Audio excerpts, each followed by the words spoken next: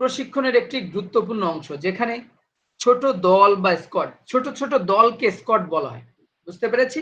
৫-৭ জন, ১০ জন, ১৫ জনের যে গ্রুপ বা দল, এটাকে মূলত স্কোয়াড বলা হয়। যেমন বাংলাদেশ দল ফুটবল খেলতে যাচ্ছে, ১৫ জনের বা ১৮ জনের একটা স্কোয়াড ঘোষণা করে না?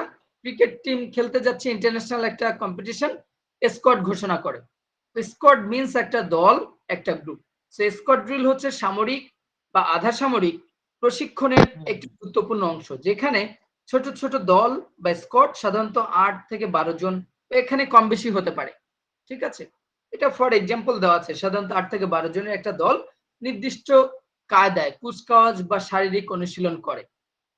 শারীরিক অনুশীলন, এই যে মার্চিং এন্ড ড্রিল, বিভিন্ন টাইপের অ্যাক্টিভিটিস তারা করে থাকে, এটাই হচ্ছে this is called squad drill.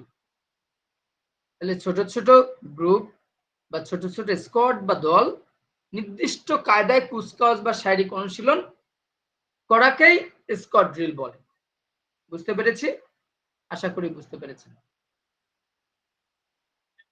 Okay, next, warm up কাকে বলে?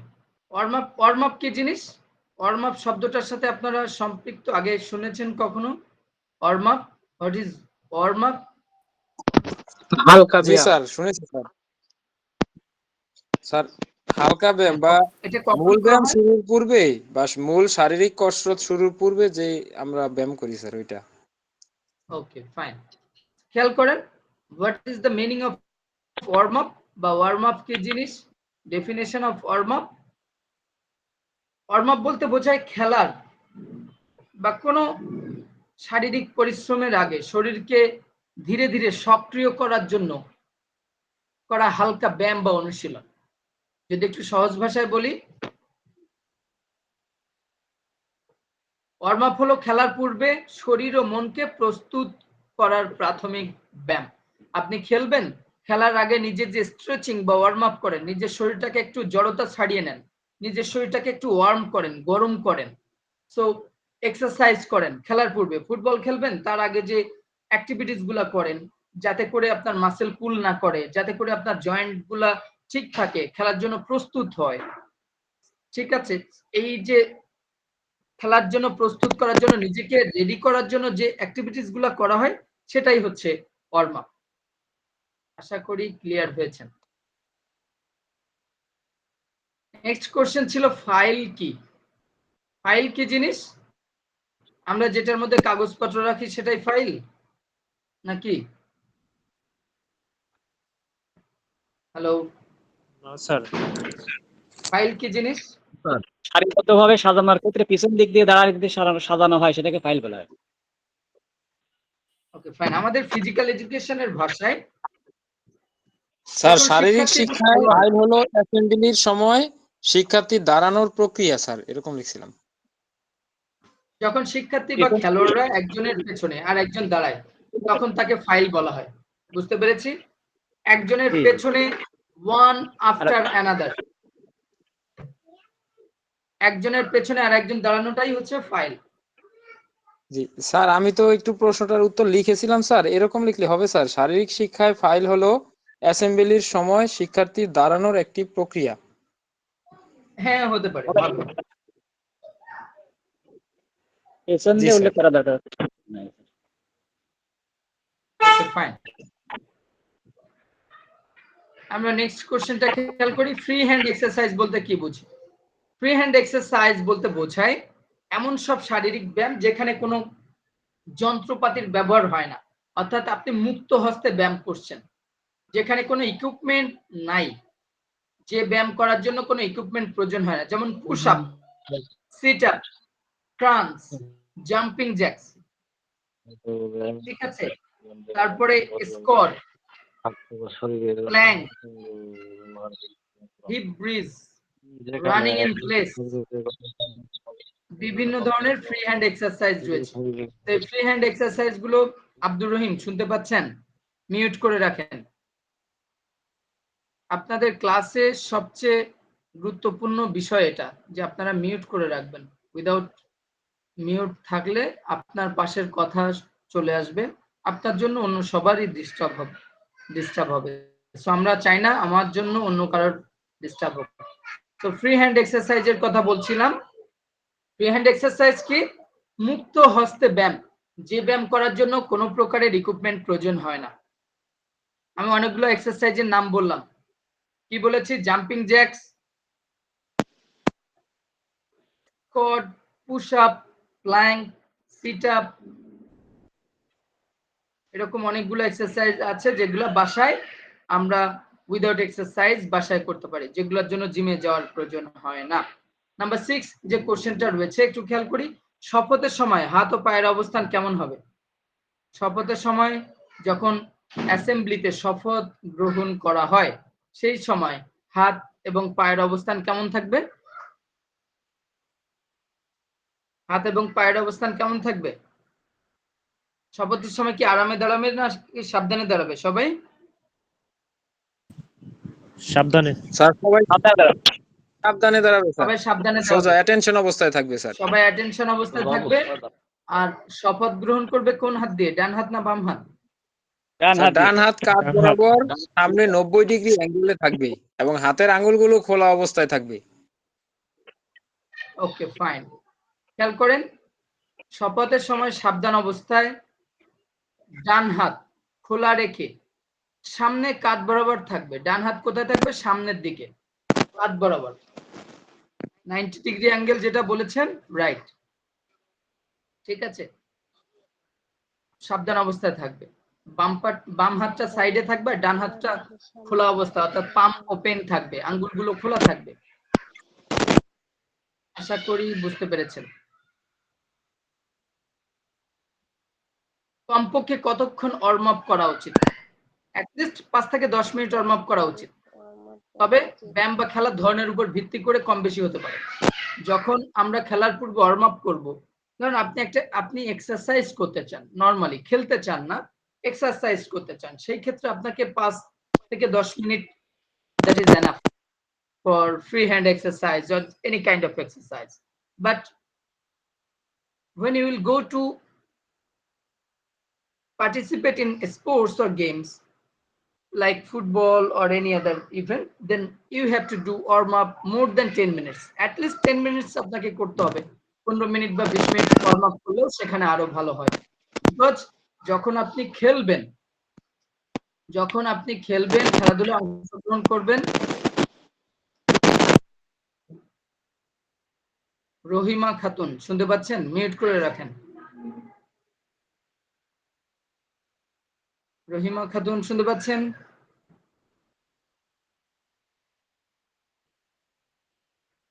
মিউট করে রাখেন।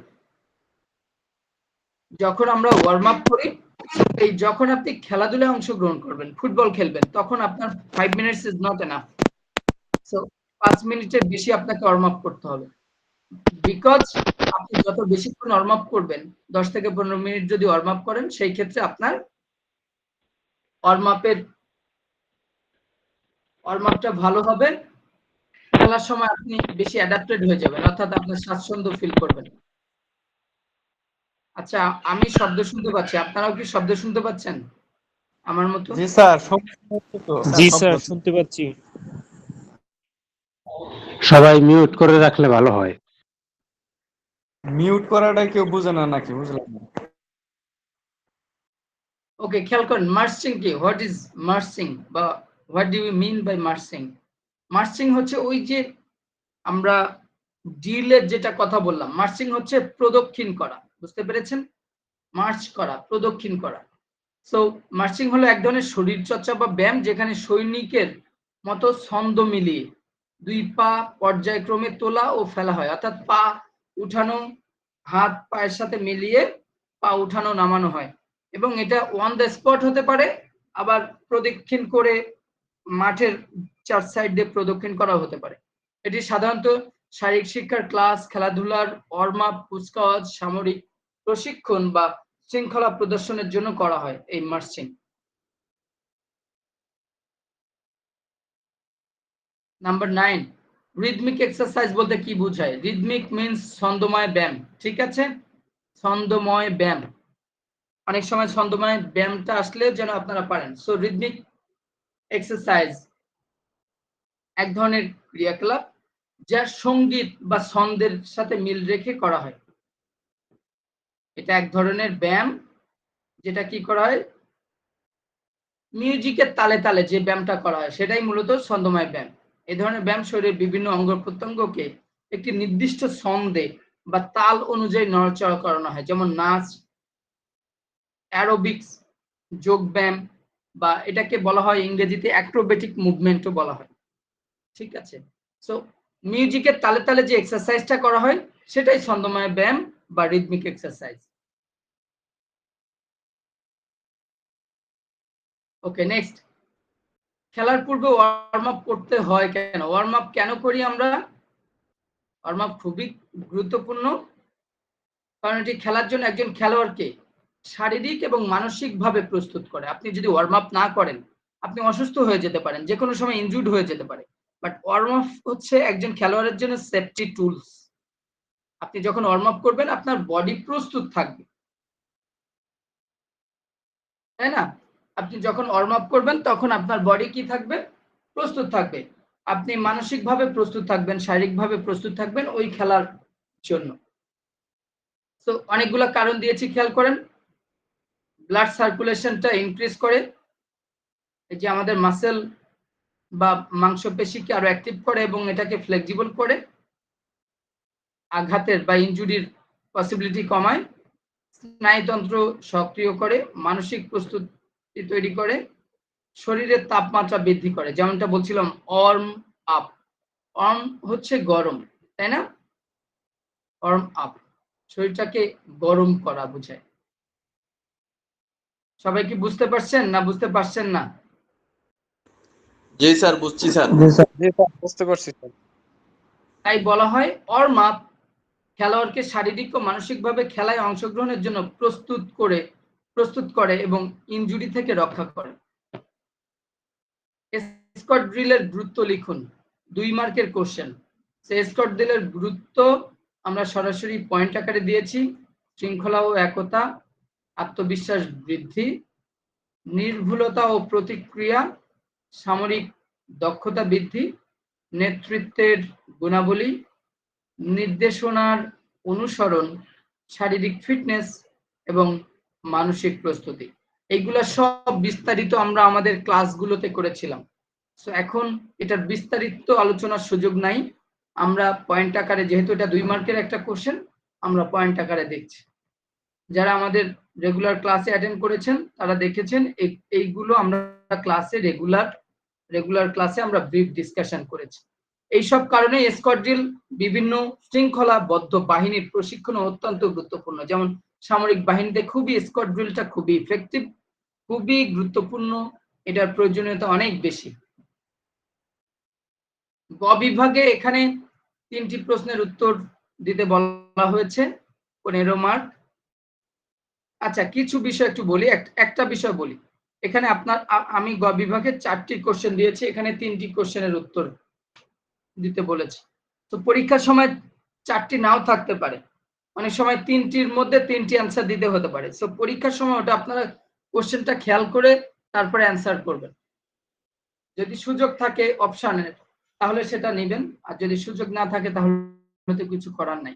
প্রাত্যহিক সমাবেশের ধারাবাহিক কর্মসূচি লিখুন। প্রাত্যহিক সমাবেশের ধারাবাহিক কর্মসূচি আমরা এটা জানি। জি স্যার। অ্যাসেম্বলি বা ডেইলি অ্যাসেম্বলির যে প্রসিডিংস অফ ডেইলি অ্যাসেম্বলি বা প্রসিডিউর অফ ডেইলি অ্যাসেম্বলি, প্রথমে কি করে শিক্ষার্থীরা, একটু বলেন, রেসপন্স করেন। শিক্ষার্থীরা কোথায়?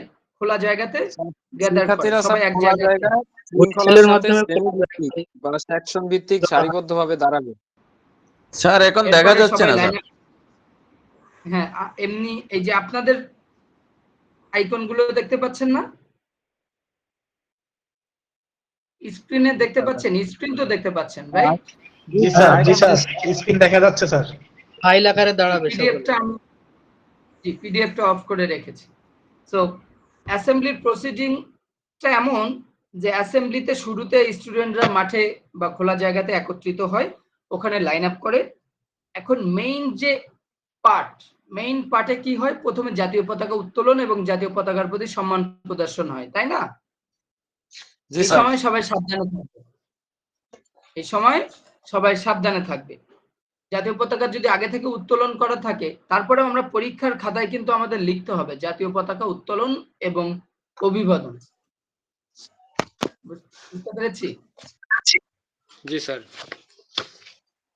জাতীয় পতাকা উত্তোলন এবং অভিবাদন।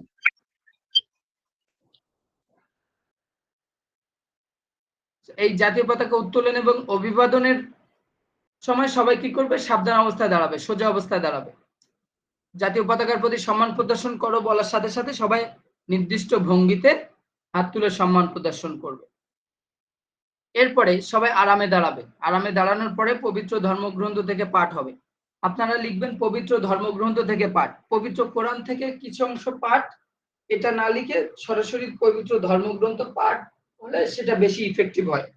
কারণ কি, আমাদের প্রতিষ্ঠানগুলোতে বিভিন্ন ধর্মের স্টুডেন্ট থাকতে পারে। সো অনেক জায়গাতে শুধু যে কোরআন তেলাওয়াত হয় তাই না, অনেক জায়গাতে গীতা, বাইবেল, ত্রিপিটক সবগুলাই হয়। তো পবিত্র ধর্মগ্রন্থ থেকে পাঠ লিখলে বেশি ভালো হয়। এ সময় সবাই আরামে দাঁড়াবে এবং মনোযোগ দিয়ে একজন শিক্ষার্থী কি করবে? কোরআন তেলাওয়াত করবে এবং বা রিসাইটেশন করবে, আর বাকিরা মনোযোগ দিয়ে শুনবে। নেক্সট, জাতীয় সঙ্গীত। এই সময় সবাই সাবধান অবস্থায় দাঁড়াবে। জাতীয় সঙ্গীতের পরে শপথ। শপথের সময় সবাই সাবধান অবস্থায় থাকবে।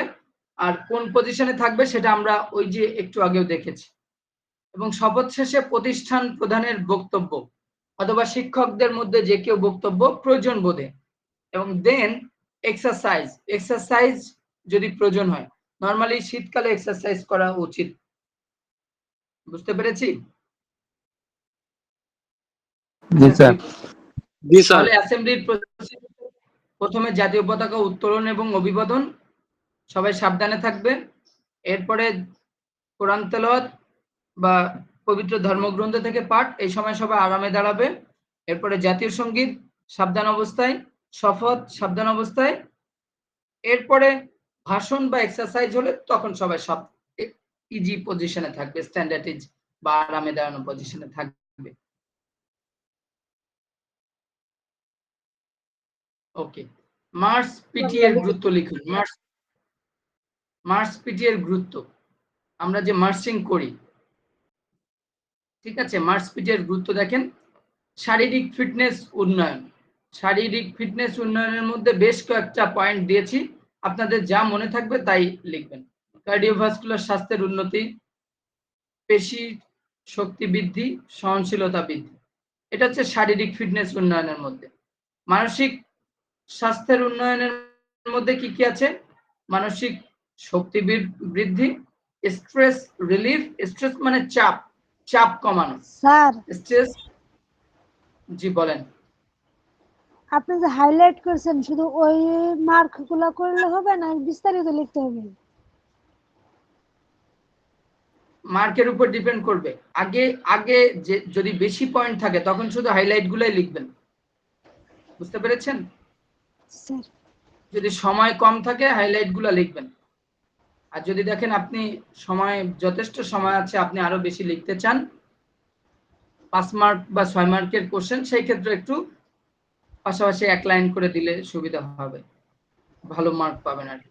মোটিভেশন এবং একগ্রতা এবং দলগত কাজ এবং শৃঙ্খলা, এটার মধ্যে কি কি আছে? দলগত কাজের দক্ষতা, শৃঙ্খলা এবং সমন্বয়বোধতা, সমন্বয় এবং সহযোগিতা। এখন এখানে আরো একটা আছে, দেখেন আরো পয়েন্টগুলো খেয়াল করেন। স্বাস্থ্যকর অভ্যাস গঠনের মধ্যে কি কি আছে? নিয়মিত ব্যায়াম, স্বাস্থ্যকর জীবনধারা, ডায়েট ও পুষ্টি, শারীরিক এবং মানসিক চ্যালেঞ্জের মোকাবেলা, এই ক্ষেত্রে কি কি আছে? নতুন চ্যালেঞ্জ গ্রহণ, মানসিক দৃঢ়তা, শৃঙ্খলাবদ্ধ সংগঠিত জীবন যাপন। এই পয়েন্টের মধ্যে রয়েছে নিয়মিত রুটিন, লক্ষ্য নির্ধারণ এবং অর্জন, উচ্চতর কর্মক্ষমতা। এখন আপনারা যেটা করতে পারেন, এখানে অনেক পয়েন্ট দেওয়া আছে। মার্চ পিটি এর গুরুত্ব লিখুন। আপনারা সরাসরি মার্চ পিটি এর গুরুত্বের ক্ষেত্রে আপনারা সরাসরি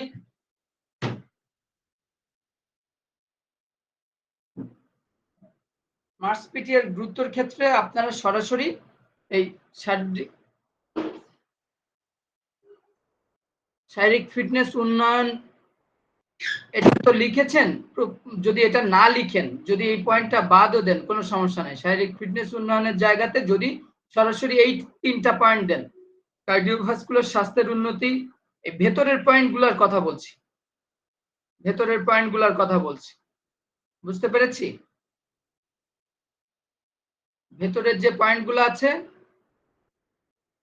ভেতরের পয়েন্টগুলো যদি আপনারা দেন তাহলেও ভালো হবে। তাহলে এখানে 3টা পয়েন্ট পাবেন এবং এরপরে এখানে নিচেরটাতেও 3টা পয়েন্ট আছে, এই পয়েন্টগুলো লেখার জন্য বলছি, ঠিক আছে?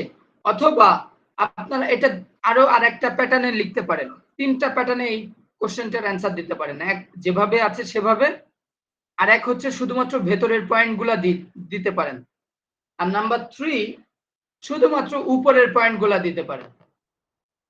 শারীরিক ফিটনেস উন্নয়ন, মানসিক স্বাস্থ্য উন্নতি,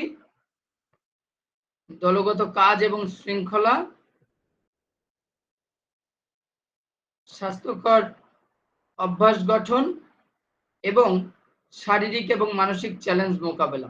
এই পয়েন্টগুলো দেওয়ার পরে আরেকটা আছে শৃঙ্খলাবদ্ধ এবং সংগঠিত জীবনযাপন। এই পয়েন্টগুলো দেওয়ার পরে তখন আপনাদের এই ভেতরের পয়েন্টগুলো দেওয়া লাগবে না, একটু 2-3 লাইন করে যদি একটু লিখেন। আমি কি বুঝাতে পেরেছি? জি স্যার।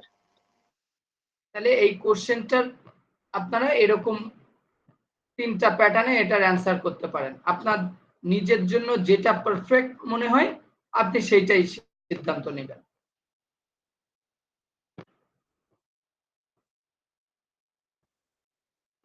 এটা বড় দেওয়ার কারণ হচ্ছে যাতে করে আপনারা এটাকে মডিফাই করে নিতে পারেন, পয়েন্টগুলো দেখে নিজের মতো করেই নিতে পারেন। জি, এটা গ বিভাগের প্রশ্ন স্যার, কত পেজের ভিতরে লিখলে ভালো হয়, মিনিমাম আর মোটামুটি?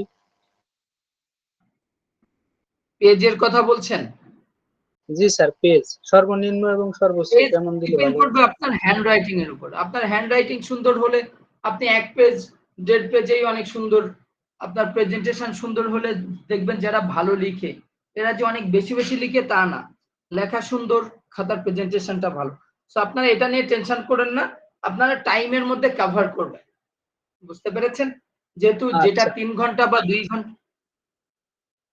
আচ্ছা, আমি যদি আপনাদেরকে একটু একটা কথা বলি, দেখেন এখানে আমি ওটার ব্যাপারে একটু পরেই কথা বলছি, এটা শেষ করি আমরা, ঠিক আছে? শরীর ও মনের সুস্থতার জন্য ছন্দময় ব্যায়ামের গুরুত্ব লিখুন। ছন্দময় ব্যায়াম কোনটা? রিদমিক এক্সারসাইজ, বুঝতে পেরেছি? তো রিদমিক এক্সারসাইজের গুরুত্ব এখানেও সেম ওয়েতে দিয়েছি। শারীরিক ফিটনেস বৃদ্ধি, দেখেন মানসিক স্বাস্থ্যের উন্নয়ন, সেম পয়েন্ট।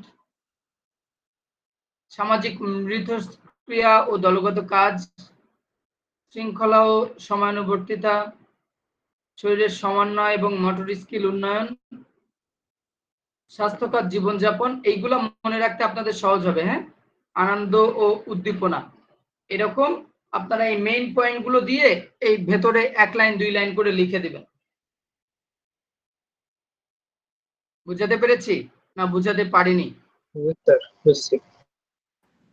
মেইন পয়েন্টগুলো দিতে আপনাদের মনে রাখতে সুবিধা হবে, না হলে অনেকগুলো পয়েন্ট মনে রাখতে অসুবিধা হয়ে যাবে। মেইন পয়েন্টগুলো আপনারা দিবেন, দেওয়ার পরে আপনার নিজের ভাষায় প্রয়োজনে 2-1 লাইন লিখে দিবেন। আর আপনারা প্রতিটা পরীক্ষার জন্য এনাফ টাইম পাবেন। এটা 30 মার্কের একটা পরীক্ষা, হাতে 2 ঘন্টা এনাফ। আপনার 10 মার্কের আছে, এখানে 10 মার্কের এক কথায় উত্তর, আবার 10 মার্ক বা 8 মার্কের থাকে 10 মার্ক বা 8 মার্কের থাকে আরেকটু মানে 2 মার্কের অ্যান্সার। তো 2 মার্কের অ্যান্সার আপনি সেইভাবে লিখবেন। আপনি 2 মার্কের অ্যান্সার তো 2 পৃষ্ঠা লেখার দরকার নেই, অল্প একটু যেটুকু চেয়েছে তাই লিখবেন, তাইলেই হবে। 5 মার্কের কোশ্চেন 6 মার্কের কোশ্চেন গুলো যা বলবে সেটাই লিখবেন, সমস্যা নাই, মার্ক পাবেন ইনশাআল্লাহ। শিক্ষা প্রতিষ্ঠানে প্রাত্যহিক সমাবেশের প্রয়োজনীয়তা লিখুন, খুবই গুরুত্বপূর্ণ কোশ্চেন। ঠিক আছে, আমাদের চাকরির পরীক্ষাগুলোতেও এই কোশ্চেনটা থাকে। অ্যাসেম্বলির যে ধারাবাহিক কার্যক্রম এবং এই যে অ্যাসেম্বলির প্রয়োজনীয়তা, এই দুটা কোশ্চেন খুবই ইম্পর্টেন্ট, চাকরির পরীক্ষার জন্য খুবই ইম্পর্টেন্ট। তো এটার প্রয়োজনীয়তা আমরা একটু খেয়াল করি। এই শৃঙ্খলা ও নিয়ম শেখানো হয়।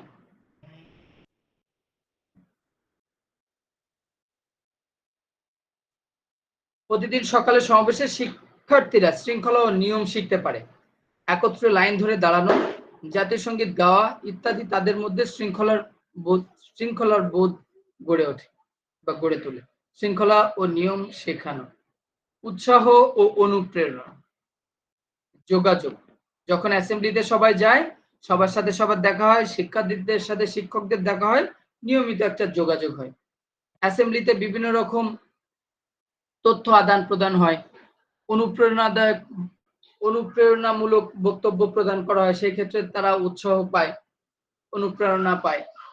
সামাজিক ও সাংস্কৃতিক শিক্ষা, অনেক সময় সামাজিক বিভিন্ন অ্যাক্টিভিটিস অ্যাসেম্বলিতে অ্যানাউন্স করা হয়, সাংস্কৃতিক বিভিন্ন পার্ট অ্যাসেম্বলিতে আয়োজন করা হয়। দলগত অনুভূতি, অ্যাসেম্বলিতে সবাই একসাথে অংশগ্রহণ করে, তো শিক্ষার্থীদের মধ্যে একটা টিম বিল্ডিং মনোভাব থাকে। ভিন্ন ভিন্ন ক্লাস, সবাই যার যার ক্লাস অনুযায়ী দাঁড়িয়ে যায়, সো ক্লাসের স্টুডেন্টদের মধ্যে, সহপাঠীদের মধ্যে একটা দলগত অনুভূতি গড়ে ওঠে। দেশপ্রেম ও জাতীয়তাবোধ, অ্যাসেম্বলিতে সবাই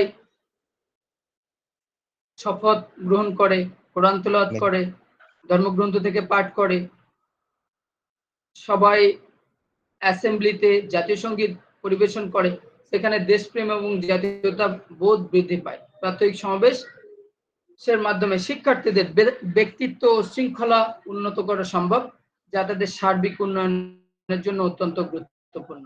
আশা করি পয়েন্টগুলো আপনারা বুঝতে পেরেছেন। এখন আসেন পরীক্ষার খাতায় কতটুকু লিখবেন। আপনি যতটুকু পারবেন ততটুকু লিখবেন।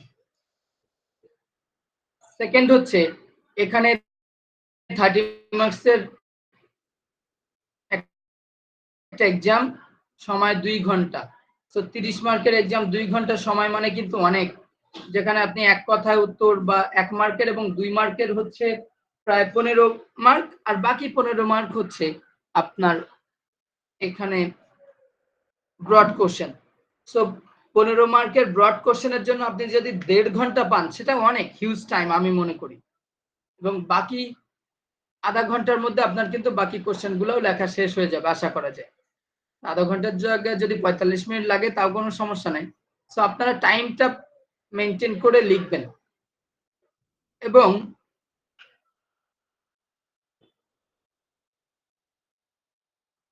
সবাই কি বুঝতে পারছেন?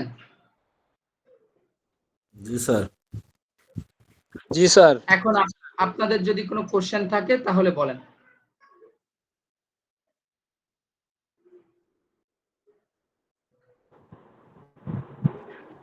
স্যার পরীক্ষা কি আমাদের শনিবার থেকে শুরু? জি, পরীক্ষা কি আমাদের শনিবার থেকে শুরু নাকি রবিবার থেকে? 21 তারিখ থেকে। আপনারা রুটিন পান নাই? রুটিন পেয়েছেন তো মনে হয়। স্যার রুটিন দেয়নি তো স্যার। রুটিন 21 দেয় তারিখ নাই থেকে স্যার। আর আমাদের গ্রুপে দিয়েছে স্যার। আর 21 তারিখ সম্ভবত রবিবার পড়ে। আপনি রুটিন পান নাই এমন কেউ আছেন? গ্রুপ কি ঠিকমতো আপনারা চেক করেন? স্যার আমি একটা কথা বলি স্যার, আমাদের যে গ্রুপটি স্যার, এখানে হচ্ছে স্যার না কোনো রুটিন, না হচ্ছে পরীক্ষার কেন্দ্র, না হচ্ছে যে আমরা যে ইনকোর্স পরীক্ষা দেবো কি দেবো না, মানে কোনো কিছু আপডেট করা হচ্ছে না স্যার। আমি হচ্ছে আপনাকে স্যার সেদিন বললাম তো স্যার, হচ্ছে আপনি শিট করে দিয়েছিলেন স্যার, পরে হচ্ছে আজকে হচ্ছে স্যার ইনকোর্সের কোশ্চেন গুলো দিলেন স্যার, হচ্ছে আমি সব ইনকোর্সের কোশ্চেন গুলো পাইলাম স্যার। এখন স্যার আমি একদিনে এতগুলো কোশ্চেন কিভাবে লিখবো পেরেছেন? 1 পয়েন্ট স্যার। নাম্বার 2 হচ্ছে স্যার এই যে বললাম যেটা স্যার, যে কি করব না, মানে পরীক্ষা কবে, কোথায় সেন্টার, মানে কোনো দিক নির্দেশনা কোনো কিছুই নেই স্যার। বলা যায় না, কারণ স্যার যেহেতু একটা ইনকোর্স মার্কস আপনাদের হাতে থাকে স্যার, আসলে আমি কি করব? ফোন দিলে স্যার আচ্ছা ভাইয়া, আপনি কোন ব্রাঞ্চে ভর্তি হয়েছেন? স্যার টঙ্গী ব্রাঞ্চে, কলেজ কে। ও আচ্ছা, আমাদের ঢাকাতে তো ভালোই, তারা সবসময় নিয়মিত আপডেট রাখে। টঙ্গীতে তো সমস্যা থাকার কথা না। টঙ্গীতে না নাটোরে? কোনটা? স্যার টঙ্গী কলেজ গেট যেটা স্যার। টুঙ্গি এখানে কলেজ কোনো গেটের সমস্যা এরা হবে না। আপডেট সব সময় ফাস্ট, আপনি তাহলে এরা আপডেট গ্রুপে সব নাই? সময় আগে আগে দিয়ে আচ্ছা, দেয়। আপনি কি গ্রুপে আছেন না গ্রুপে নাই? স্যার আমি আপনি যে মনে হয় গ্রুপে নাই। এই গ্রুপে স্যার, এখন আমাকে তো স্যার অ্যাড না করলে আমি কিভাবে বুঝবো স্যার? আমি তো বলছি বারবার যে আমাকে অ্যাড করতে হোক, আমি তো স্যার জানি আপনি না কি হোয়াটসঅ্যাপ গ্রুপে আছেন, তাদের হোয়াটসঅ্যাপ গ্রুপে? জি স্যার, ওই যে স্যার আমি আপনাকে বললাম না যে এই গ্রুপে আমি আছি 2000 ফিজিক্যাল এডুকেশন ব্যাচ 2025। হোয়াটসঅ্যাপ গ্রুপে তো তারা আপডেট দিচ্ছেই তো রেগুলার। টঙ্গীর যে গ্রুপটা এখানে তো দিচ্ছে, আপনার আরো এখানে আছে টঙ্গীর অনেকেই আছেন না, আরো অনেকে টঙ্গীর। স্যার তাহলে আমাকে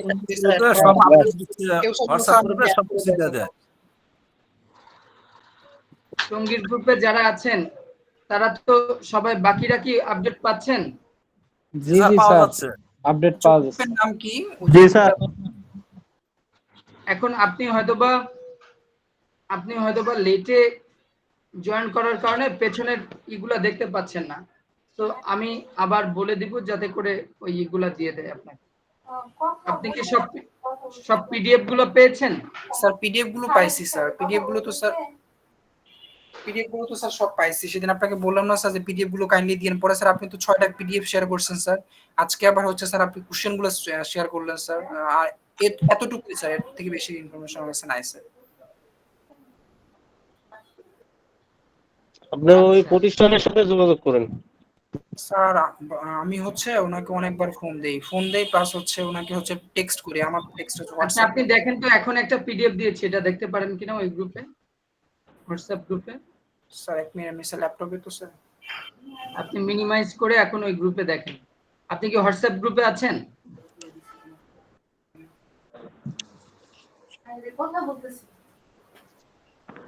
আমাদেরটাই যে স্যার চলে আসছে, আপনি মাত্র হইতেছেন।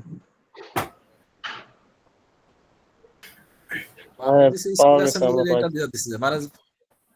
স্যার, এখন কোনো কিছু নাই স্যার, এই ইনকোর্স কোশ্চেন গুলো শুধু আছে স্যার। এখন আপনি এখন যে পিডিএফটা দিয়েছি এটা পান নাই? না স্যার, এটা তো সলভ পিডিএফ দিয়ে দিছে স্যার, এখন যে ক্লাস নিলে এটাই। এখন যে এখন ক্লাসটা হলো দিচ্ছেন স্যার, এইটা তো আমি ওই যে আপনি হচ্ছে লাস্ট হচ্ছে স্যার বিপিএ মাত্র ওই যে সলভ ক্লাসটা করলো, এটার পিডিএফটা মাত্র দিলো। ভাই আপনি পান নাই? না এটাতে তো নাই। ও, আচ্ছা আপনি মনে হয় এই গ্রুপে নাই। তাহলে আপনি ওই গ্রুপে নাই। জি স্যার। আপনি কি কোনো আমরা তো মেসেঞ্জার পেয়েছি। গ্রুপে আছেন? জি স্যার। আপনি আমরা মেসেঞ্জার পেয়েছি। গ্রুপে, হোয়াটসঅ্যাপ গ্রুপে আছেন? স্যার আমি 2025 ব্যাচ ফিজিক্যাল এডুকেশন।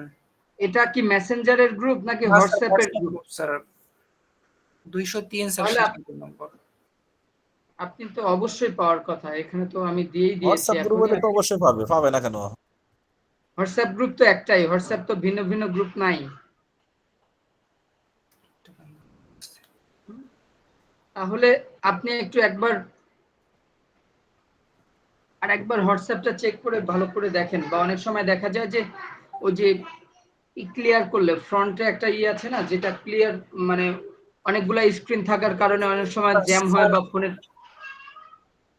স্যার যে গ্রুপে আপনি দিয়েছেন এই গ্রুপে কি স্যার সবকিছু আপলোড করা হয়? সবকিছুই হয়। এই তো পেয়েছে, আপনার সামনেই তো অনেকে পেয়েছে। ঠিক আছে, ওকে, ঠিক আছে। আর কেউ কোনো কিছু বলতে চান? আচ্ছা, স্টুডেন্টরা সবাই একটু থাকেন, স্যার চলে গেলে আমরা একটু আলোচনা করব কেন্দ্র বিষয়ে। স্যার পিডিএফ এই যে প্রশ্নের সলভ কোশ্চেনটা যেটা দিয়েছেন স্যার, এটা তো পাই নাই স্যার। আমিও নরসিংদী থেকে বলছিলাম। আপনি